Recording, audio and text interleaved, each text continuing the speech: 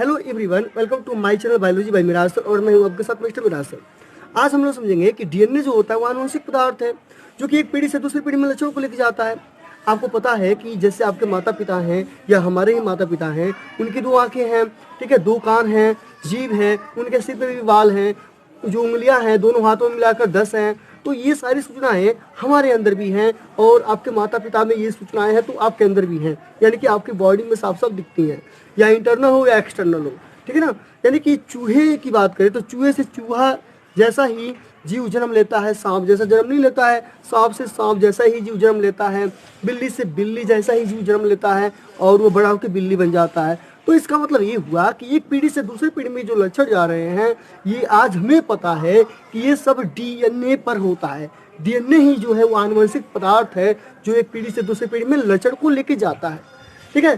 तो ये जो चीज़ है ये आज हमें पता है, लेकिन अगर हम डीएनए की खोज के बारे में अगर हम जाने कि डीएनए ही आनुवंशिक पदार्थ है तो इसके पीछे का जो इतिहास है बहुत रोचक है, बहुत मज़ा आएगा। इसके इतिहास को आप जब सुनोगे, कई सारे वैज्ञानिकों ने एक्सपेरिमेंट किया तब पता लगा कि डीएनए जो है वो हमारा आनुवंशिक पदार्थ है, ठीक है। तो इस वीडियो को आप बिल्कुल स्किप ना कीजिएगा, थोड़ी बहुत ही वीडियो लंबी हो सकती है बट आपके जीवन के लिए सबसे नॉलेजेबल वीडियोज है और मैं स्पेशल फैक्ट इस वीडियो में बताऊंगा शॉर्टकट में, ठीक है।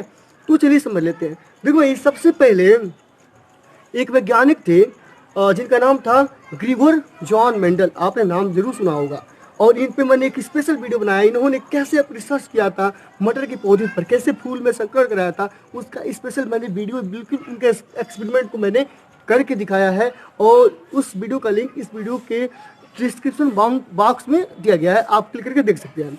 तो जो मेंडल थे ये 1856 से 1863 ईस्वी के बीच में इन्होंने अपना मटर पे प्रयोग किया था, ठीक है। यानी कि 7 साल इन्होंने एक्सपेरिमेंट किया और इन्होंने बताया कि माता पिता के जो लक्षण होते हैं एक पीढ़ी से दूसरी पीढ़ी में जाते हैं और ले जाने वाले कोई कारक होता है, ठीक है। वो कारक है क्या ये मेंडल बता नहीं पाए, लेकिन मेडिकल साइंस में एक क्रांति सा ला दिया मेंडल ने न्यू रख दिया आनुवंशिकता का, ठीक है।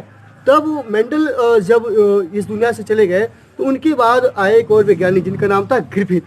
तो ग्रिफिथ ने मेंडल के प्रयोग को कैच कर लिया और उन्होंने पता लगाने का प्रयास किया कि जो एक पीढ़ी से दूसरी पीढ़ी में लक्षण जाते हैं वह कौन लेके जाता है, ठीक है। पता नहीं था कि डीएनए है, इतना जान लीजिए, ठीक है।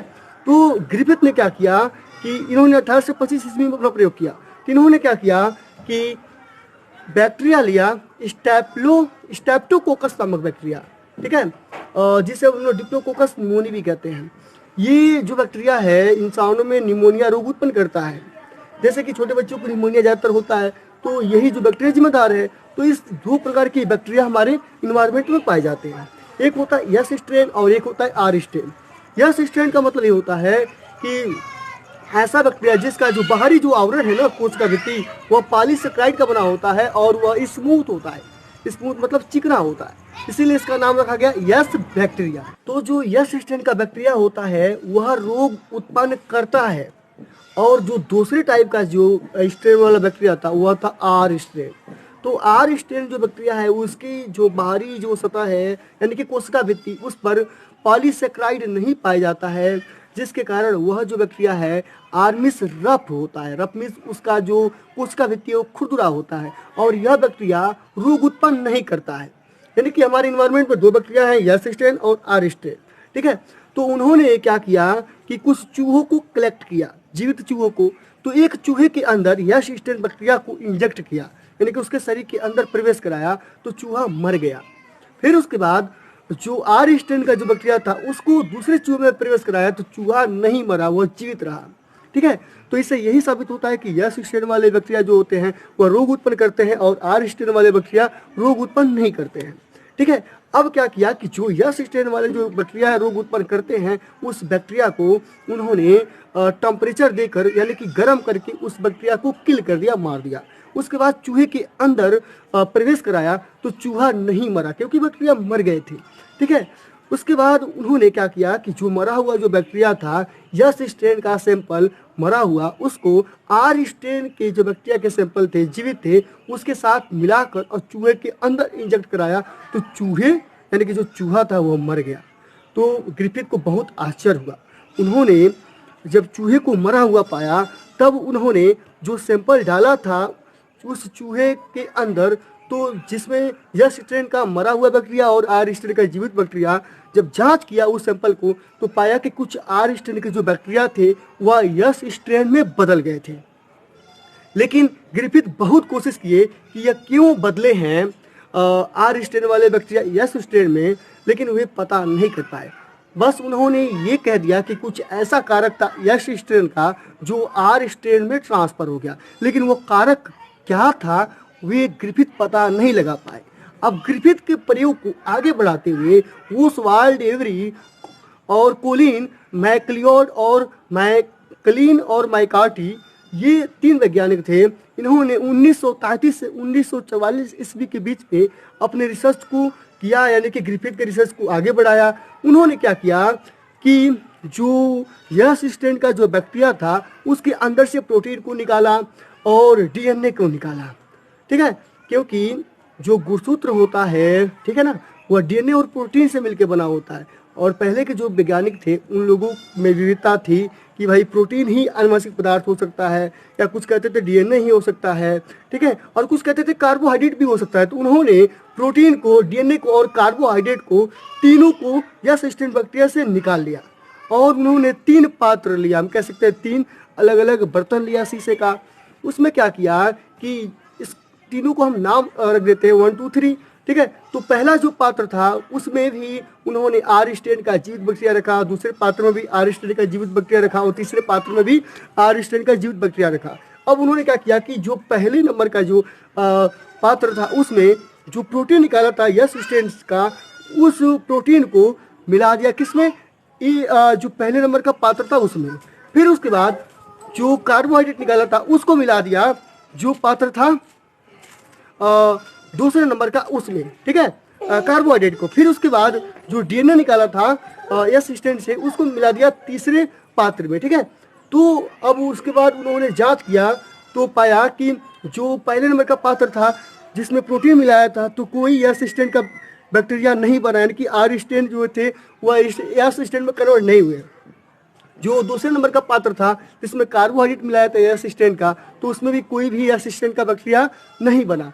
फिर उसके बाद यानी कि आर स्ट्रेन के बैक्टीरिया यस स्ट्रेन में कन्वर्ट नहीं हुए, ठीक है। फिर उसके बाद जो डीएनए मिलाया था यस स्ट्रेन का और जो उसमें जो आर स्ट्रेन के बैक्टीरिया थे वे कुछ बैक्टीरिया यस स्ट्रेन में बदल गए थे। इससे यही साबित उन्होंने कर दिया कि जो डीएनए होता है वह आनुवंशिक पदार्थ होता है। बट अभी कुछ कहा नहीं जा सकता था, बस उन्होंने हल्का फुल्का ही अपना प्रयोग किया था। फिर इनके प्रयोग को, ठीक है, और सफल बनाने के लिए 2 वैज्ञानिक और हैं जिनका नाम था अल्फ्रेड हर्शे व मार्था चेस। इन्होंने 1952 ईस्वी में अपना प्रयोग किया और इन्होंने बता दिया कि डीएनए ही आनुवंशिक पदार्थ होता है। कैसे किया थोड़ा समझ लेते हैं। भाई एक वायरस है जिसका नाम है बैक्टीरियोफेज, ठीक है। जो बैक्टीरियोफेज जो वायरस होता है वह जो बैक्टीरिया का भक्षण करता है, ठीक है। बैक्टीरियोफेज का मतलब समझ लीजिए, बैक्टीरियो का मतलब होता है बैक्टीरिया और फेज का मतलब होता है भक्षण करना, यानी कि बैक्टीरिया को खाता है, ठीक है। ये करता क्या है कि जो बैक्टीरिया होते हैं उनके ऊपर अपने पूंछ को क्या कर देगा, इम्बेडेड कर देगा। उसके बाद उस बैक्टीरिया को खाएगा या उस बैक्टीरिया के अंदर अपना जो डीएनए है जेनेटिक मटेरियल उसको ट्रांसफर कर देता है। और जो बैक्टीरिया होता है समझता है कि ये हमारा डीएनए है और वह डीएनए में सूचना होता है वायरस बनने का, और अपना डीएनए समझकर बैक्टीरिया भी उस डीएनए को छूट दे देता है, वो डीएनए वायरस में बदल जाता है। उसके बाद बैक्टीरिया की कोशिका भित्ति फट जाती है और ढेर सारे वायरस बाहर आ जाते हैं। इस तरह ये जो बैक्टीरियोफेज जो वायरस है इस तरह अपनी संख्या को बढ़ाते हैं, यानी कि बैक्टीरिया के अंदर घुस के अपनी संख्या को बढ़ाते हैं, यानी कि हम कह सकते हैं कि अपने डीएनए को ट्रांसफर कर देते हैं बैक्टीरिया के अंदर, ठीक है। अब ये जो वैज्ञानिक थे अल्फ्रेड हर्शे और मार्था चेस, इन्होंने 1952 में यही किया कि जो बैक्टीरियोफेज था उसके अंदर जो प्रोटीन था उस प्रोटीन में सल्फर, ठीक है, 32 पाया जाता है, ठीक है। और जो डीएनए है उसमें डीएनए में फास्फोरस नॉर्मल पाया जाता है, ठीक है। तो उन्होंने क्या किया कि एक ऐसा बैक्टीरियोफेज वायरस तैयार किया जिसमें प्रोटीन में सल्फर 32 ना होकर सल्फर 35 हो, ठीक है। ऐसा एक बैक्टीरियोफेज तैयार किया। फिर एक और बैक्टीरियोफेज तैयार किया जिसमें डीएनए जो है कि नॉर्मल होता है, लेकिन डीएनए नॉर्मल ना होकर डीएनए, ठीक है, 32 उसमें था, यानी कि ऐसा उन्होंने बैक्टीरियोफेज को तैयार किया।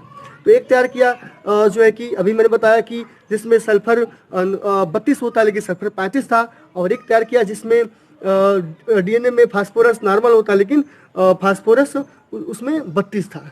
तो इन दोनों बैक्टीरियोफेज को उन्होंने ई कोलाई नामक बैक्टीरिया पर, ठीक है, हम कह सकते हैं कि अफेक्ट करा दिया, ठीक है, उसके ऊपर ट्रांसफर कर दिया। तो ये जो वायरस था जिसमें उन्होंने सल्फर 35 लिया था, यानी कि 32 होता है सल्फर प्रोटीन में बैक्टीरियोफेज में, लेकिन उन्होंने 35 लिया।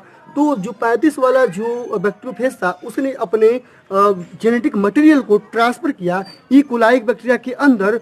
तो जो उसके अंदर जो भी वायरस बने वे सल्फर 35 ना बनकर 32 ही बने, 32 ही बने, क्योंकि 32 होता ही है प्रोटीन में सल्फर, और उन्होंने 35 लिया था तो 32 ही बने। इसका मतलब प्रोटीन जो है वो आनुवंशिक पदार्थ नहीं है, ठीक है।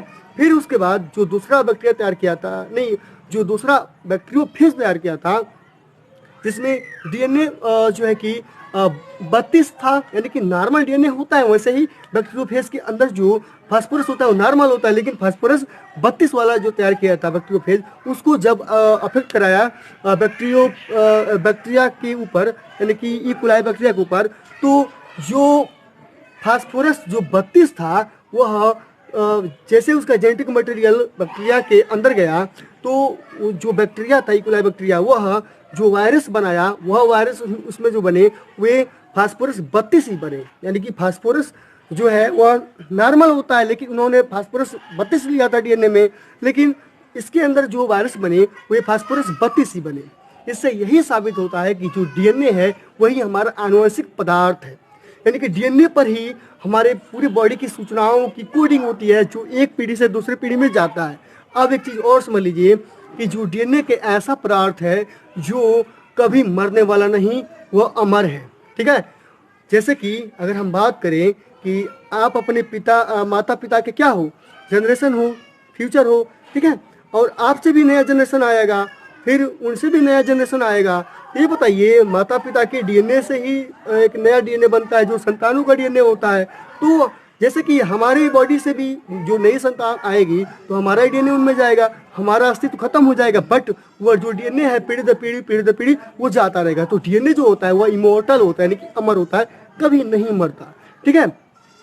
फिर अब एक चीज़ और समझ लीजिए कि जो डीएनए है, इससे साबित हो गया कि यानी कि अल्फ्रेड हर्शे और मार्था चेज ने 1952 में बता दिया कि डीएनए हमारा आनुवंशिक पदार्थ है। उसके बाद वाटसन और क्रिक है, उन्होंने डीएनए का मॉडल तैयार कर दिया और उसके बाद वे नोबेल प्राइज को ले गए, यानी कि नोबेल प्राइज के वे विजेता रहे, ठीक है।